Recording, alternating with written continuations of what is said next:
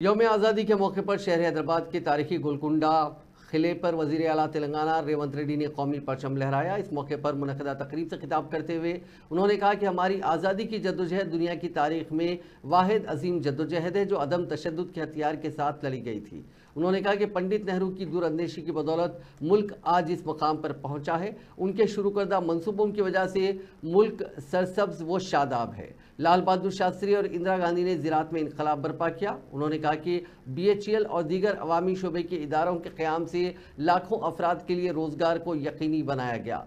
आज वज़ीर आला ने पिछले 8 महीनों में उनकी हुकूमत की जानिब से नाफिज किए गए अमल किए गए स्कीमों की तफसीलात से आवाम को वाकिफ़ करवाया। उन्होंने कहा कि कांग्रेस हुकूमत काफ़ी ईमानदारी के साथ इन सभी स्कीम्स को नाफिज कर रही है जिसका मकसद अवामी फलाह व बहबूद है।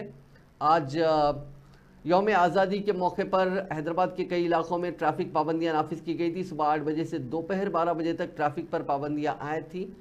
और आज वज़ीर आला ने तकरीब से सरकारी तकरीब से कबल सिकंदराबाद परेड ग्राउंड में शोहदा की यादगार पर फूल निछावर किए।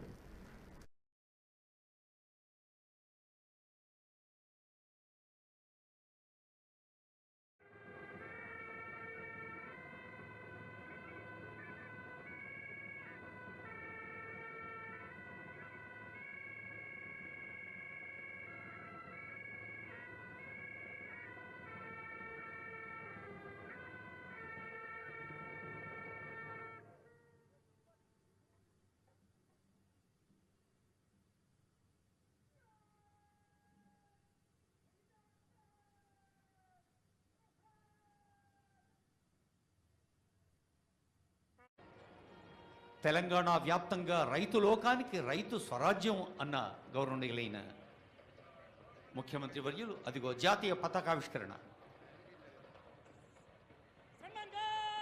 Kindly arise for the national anthem. राष्ट्रीय सहयोग